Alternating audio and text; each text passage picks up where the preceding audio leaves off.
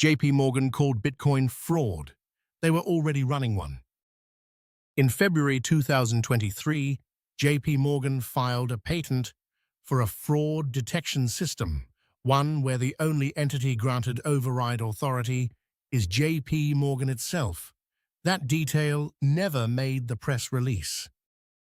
In September 2017, Jamie Dimon called Bitcoin a fraud on a live stage, said he'd fire any JPMorgan trader caught buying it, called it worse than tulip bulbs.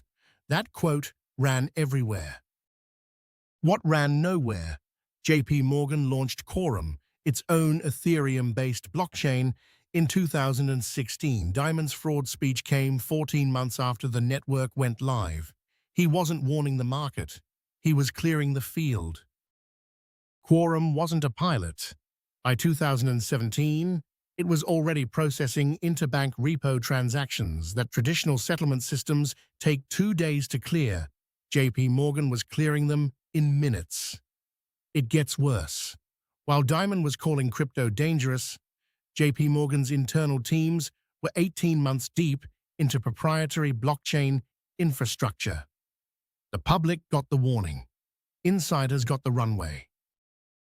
In 2020, JPMorgan sold Quorum to Consensus, a blockchain software firm, for an undisclosed amount. That sale is worth pausing on. They built the infrastructure, proved the use case, then handed ownership to a private entity while retaining a commercial agreement that kept JPMorgan as the primary operator. They sold the building. They kept the keys. Consensus, meanwhile, gained a production-grade enterprise blockchain with JPMorgan's institutional fingerprints already baked in. Its valuation nearly tripled within 18 months of that acquisition. By 2019, JPMorgan launched JPM Coin, the first digital currency issued by a US bank. Not a cryptocurrency, not open to retail customers. A permissioned token, moving dollar-denominated value between JPMorgan's institutional clients on a closed network. The distinction matters. A public blockchain is visible, auditable. Anyone can read the ledger. JPM Coin runs on a private ledger. JPMorgan sees every transaction.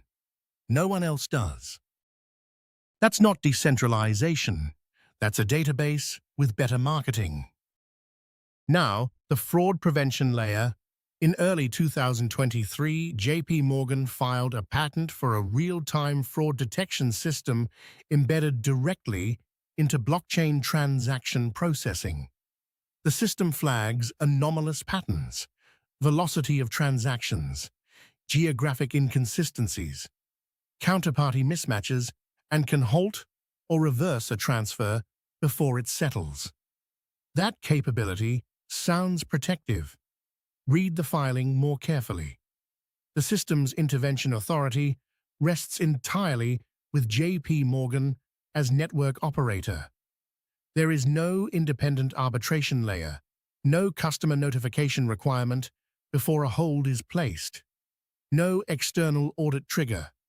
One institution, unilateral control, over a technology specifically designed to eliminate single points of control.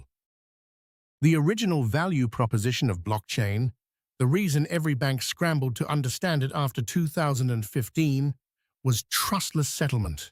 No intermediary needed. Code executes the contract. JPMorgan's version requires trusting JPMorgan, which is exactly the system blockchain was invented to replace. The innovation here isn't technological, it's rhetorical. They took a decentralized architecture and re-centralized it, then filed patents on the centralization mechanism. JPMorgan has paid over $39 billion in legal settlements since 2000. They are now the sole fraud authority on their own financial network. There are people inside this story who flagged exactly this.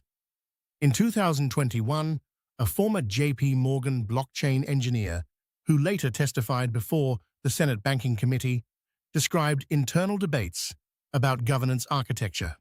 Her position?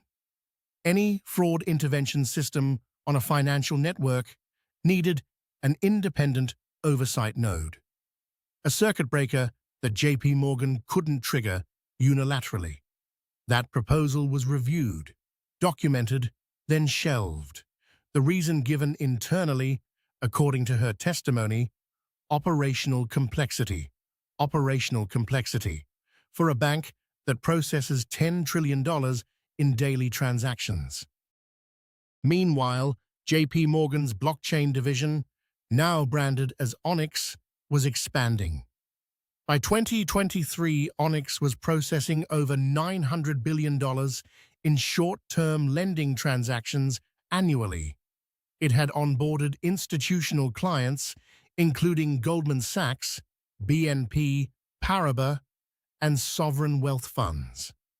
The fraud detection patent was filed 4 months after Onyx crossed the $700 billion processing threshold. Timing isn't always evidence, but it's always worth noting. Here's what that patent actually protects.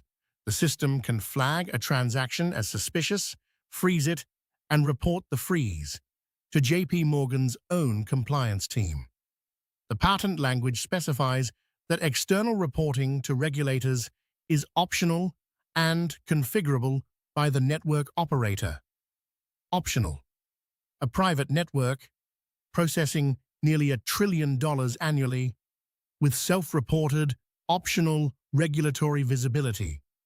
The SEC's jurisdiction over blockchain-native transactions remains legally contested as of 2024.